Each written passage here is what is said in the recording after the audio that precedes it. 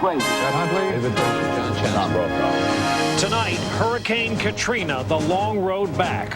1 year after the disaster, my interview here today with President Bush on the bungled response, the war on terror, and his own legacy. The gathering storm called Ernesto taking fresh aim tonight at Florida. And the prosecutor in the JonBenet Ramsey case defending herself tonight. Why all that work and then no charges?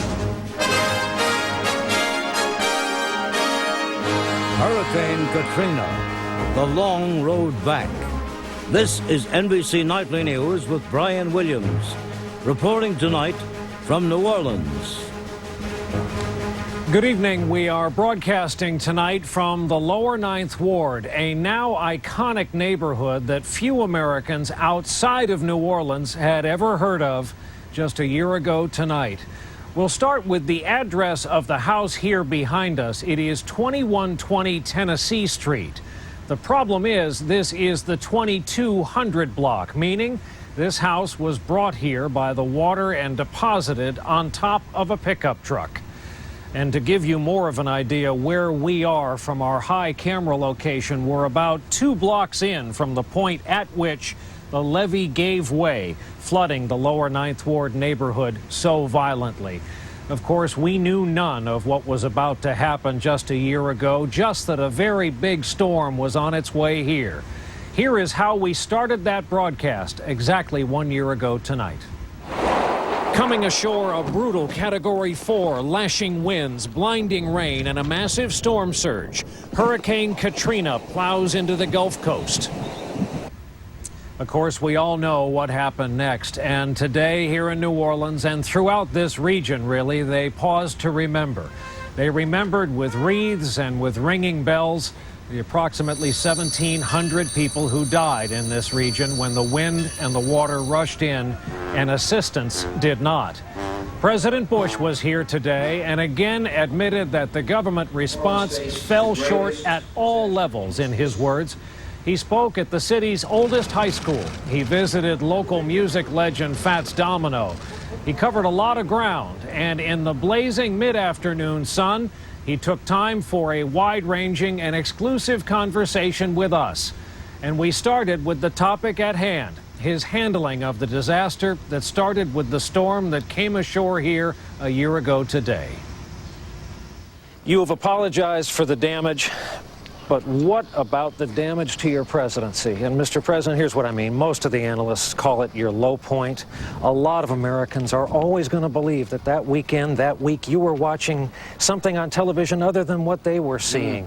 And Professor Dyson from the University of Pennsylvania said on our broadcast last night it was because of your patrician upbringing, that it's a class. Dyson doesn't know. I don't know Dyson, and Dyson doesn't know me. But I will tell you this: when it's all said and done, the people will down here know that I stood in Jackson Square, and I said we're going to help you, and we delivered. When you take a tour of the world, a lot of Americans email me with their fears that, you know, some days they wake up and it just feels to them like the end of the world is near, and you go from North Korea to Iran to Iraq to Afghanistan, and you look at how things have changed, how Americans are viewed overseas, if that is important to you. Do you have any moments of doubt that we fought the wrong war? That there's something wrong with the perception of America overseas? Well, those are two different questions. Did we fight the wrong war? And I have no doubt. The war came to our shores. Remember that. We had a foreign policy that basically said, let's hope calm works. And we were attacked. But those weren't Iraqis. No, they weren't, no, I agree. They weren't Iraqis, nor did I ever say that Iraq ordered that attack. But they're Iraq is part of the struggle against the terrorists. Now, in terms of image, of course I worry about American image. We're great at TV, and yet we're getting crushed in the PR front. I personally do not believe Saddam Hussein picked up the phone and said to Al-Qaeda, attack America. The folks who say you should have asked for some sort of sacrifice from all of us after 9/11, do they have a case looking back on it? Americans are sacrificing. I mean, we pay a lot of taxes. The Americans sacrificed when when the economy went in the tank. Americans sacrificed when, air travel was disrupted. American taxpayers have paid a lot to help this nation recover. I think Americans have sacrificed. Mr. President, I know how much you love deep psychological examinations of yourself. While you were at Kennebunkport this last weekend, people talked about your relationship with your dad. People mentioned that former President Clinton has been a guest at Kennebunkport more often in the last few years than you have been. Yes. And there was a lot of speculation. Your spokesman, Tony Snow, recently all but said it's because of the way your father chose to end the first Gulf War that bin Laden saw weakness enough to strike the United States. Is there Trying to figure out where you're going here. Is there a palpable tension when you get together with the former president who happens to be your father? A lot of the guys who work for him are not happy with the direction. Oh, no, listen, my relationship is adoring son. Do you talk shop? Sometimes, yeah, of course we do, but that's a really interesting question. I mean, it's kind of conspiracy theory at its most rampant.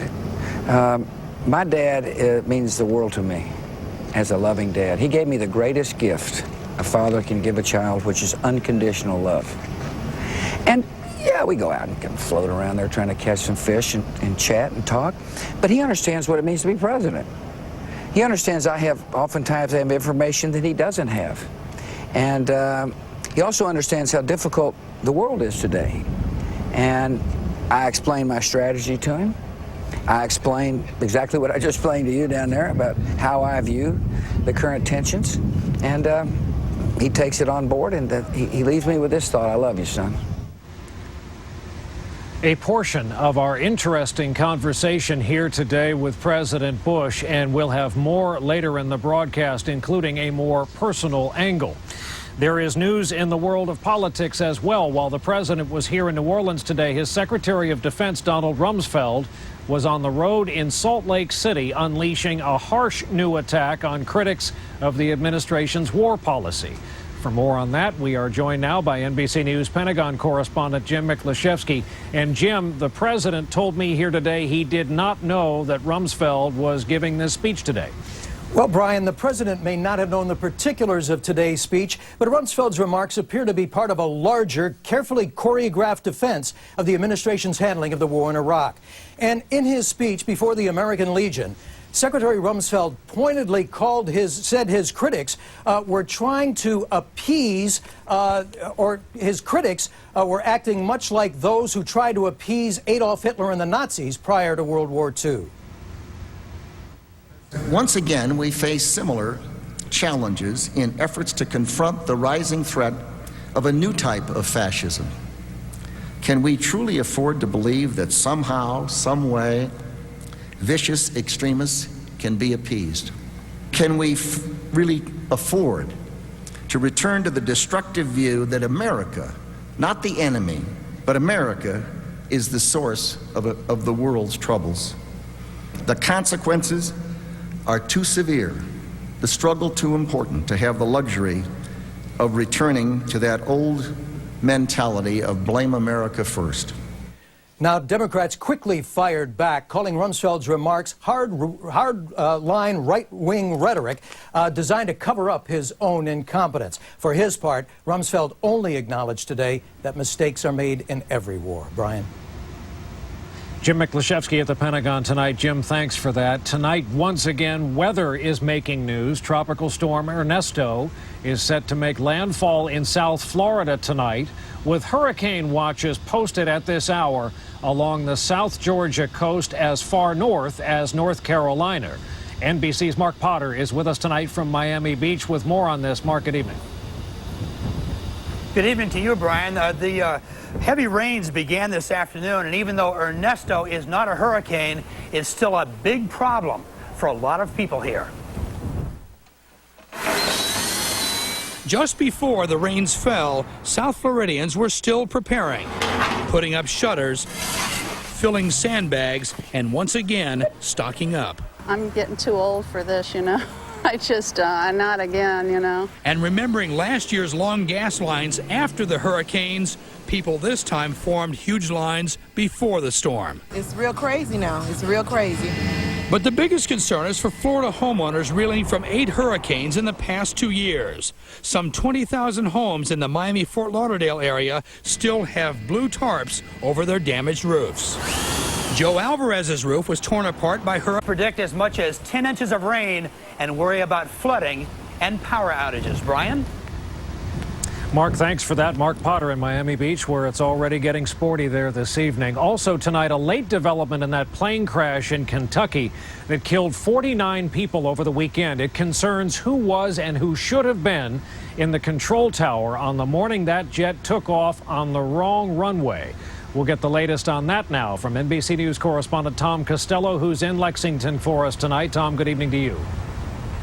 Brian, good evening. We learned tonight that there was only one controller in the tower at the time of the accident. There should have been 2. That controller has 17 years of experience. He told investigators he cleared Flight 5191 to taxi and then to take off, but he turned his back to deal with other administrative duties and did not see which runway they lined up on. Also today, the first pictures of the accident scene and the intense fire that consumed the fuselage. Both the captain and the co-pilot had more than 3,000 hours in the RJ-100. However, neither had been to Lexington since the taxiways were reconfigured just a week ago. So the question remains tonight, did that redesign in any way doom the passengers to a certain death? Brian?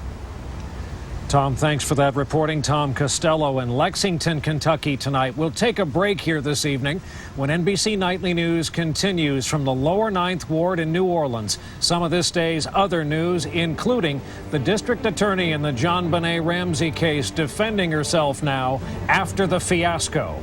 And up next, more on Katrina's aftermath following the money. Exactly how much has been wasted? Of Hurricane Katrina in this part of town where it seems like the storm was yesterday, we have a closer look at the outpouring of support, both public and private, that followed this huge storm. How much of it really ended up being lost to waste, fraud, and abuse? Our report from NBC's Carl Quintanilla. The most expensive natural disaster in history has a complicated money trail. First, donations. More than $4 billion sent in by individuals and corporations. One government audit this summer found 16% of FEMA aid in the first 6 months was obtained illegally. A Department of Justice task force has obtained New Orleans. And when we continue from New Orleans in a moment, we'll have more of the day's other news, including the bizarre moving parts in the Ramsey case. Now from New Orleans with some of the other news of this day. In Boulder, Colorado, the district attorney who decided not to bring any charges against the man who claims to have killed JonBenet Ramsey is now defending that decision. NBC's Mike Taibbi has our report from Boulder again tonight. Boulder County District Attorney Mary Lacey said pursuing John Carr as a murder suspect only to dismiss the case later made her an easy target for many critics. She described one. This was a voicemail. He said you should be tarred and feathered and run out of town. Even the state's governor weighed in, calling the DNA test that cleared Carr the most extravagant and expensive DNA test in Colorado history. But the DA said that in hundreds of emails and 11 taped phone calls to a local college professor, Carr did in fact confess to killing the 6-year-old beauty queen he was obsessed with. I knew that I'd gone too far. And I said, oh, JonBenet, please breathe for me. Please don't leave me. Please don't leave me. Carr's detailed knowledge about the murder was part of what persuaded investigators to see him as the suspect, but he also sounded so believable. The man is sobbing as he's telling his story. He can't talk. He goes away from the phone. He comes back. The problem, there was never any evidence beyond Carr's own written and spoken words to place him at the crime scene or even in Boulder over Christmas 1996. Now he's a footnote in a vexing case gone cold again. Likely headed back to California to face misdemeanor charges of possessing child pornography. He's not charged with being a pornographer or a pedophile or a killer, though he apparently imagined he was all of that. I was with JonBenet when she died. Mike Taibbi, NBC News, Boulder, Colorado. There's word tonight a notorious Utah polygamist who's been on the run and on the FBI's list of America's most wanted has now been captured. Warren Jeffs was wanted for arranging child marriages and having sex with a minor. He was arrested last night during a routine traffic stop near Las Vegas. Checking the numbers now on Wall Street today, stocks finished up after oil went down to a level under $70 a barrel for the first time in months. The Dow was up almost 18 points. NASDAQ up more than 11 points on the day's trading. Another break, and we're back in a moment with more of our conversation with the president. Everything from his legacy in office to his rather stunning summer reading list. We're back with more now of our conversation here today with the President and Mrs. Bush. We first met up with them inside one of the just completed houses in the so-called Musicians Village. It's the project by Habitat for Humanity to provide a place for displaced New Orleans musicians to live. By the way, this is the First Lady's 14th trip here and the President's 13th since the hurricane. We also talked to the president today about his legacy and his years in office so far. And as you're about to see, the conversation went off into an interesting direction from there. If your administration ended today, would you be satisfied with the record thus far? Again, the view out there, I think if you asked 9 out of 10 presidential historians, high point, bullhorn in the rubble of the buildings that came down. Low point, we're standing on it. Is that fair? You know, first of all, there's no such thing as short-term history as far as I'm concerned. I think that you can't judge a presidency based upon a moment's notice. I believe you have to take eventually my standing in history will be judged by people 30 or 40 years from now who will be able to take an objective look at whether the decisions I made led to peace and prosperity. You know, this is a job where you make decisions, and you do what you think is right, and you let people, but recognizing that people are going to say what's on their mind at the moment. But I read 3 histories of George Washington last year. The first president of the United States is still being analyzed by historians, which ought to say to this president and future presidents, do what you think is right, and eventually historians will figure out whether it made sense or not. We always talk about what you're reading. As you know, there was a report that you have just read the works of a French philosopher. Can you tell us the backstory of Camus? The backstory of the book? Well, what led you to this? I was in Crawford, and I said I was looking for a book to read, and Laura said you ought to try Camus. I also read 3 Shakespeare's. This is a change. You just years ago were reading the life story of Joe DiMaggio by Richard Ben Kramer, if memory serves. You've been on a Teddy Roosevelt reading kick. You and I discussed the last time we were here. I'm reading about the Battle of New Orleans right now. I've got an eclectic reading list. And now Camus. Well, that was a couple of books ago. Let me look. The key for me is to keep expectations low. Is that what everyone doesn't get? I don't know, Brian, what they get or don't get. You know, my life. Here's the thing. I don't. Look, here's the thing. The great thing about the presidency is you're totally exposed, and people spend a lot of time, particularly if you're making decisions and hard decisions. People spend a lot of time not only analyzing decisions, they analyze the decision maker, and I understand that. But a president must never let him get off. Let that get him off track.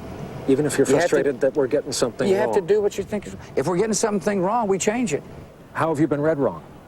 Oh, I don't know about read wrong. I mean, I frankly don't pay that much attention to it. I don't want to hurt people's feelings about it. You know, Still not watching television, huh?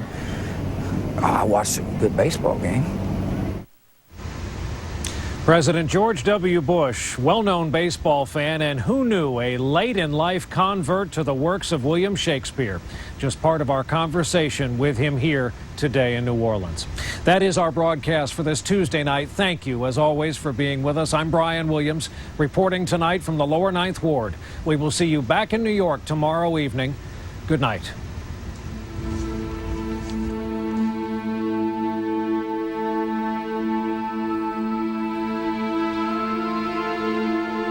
Dateline Friday.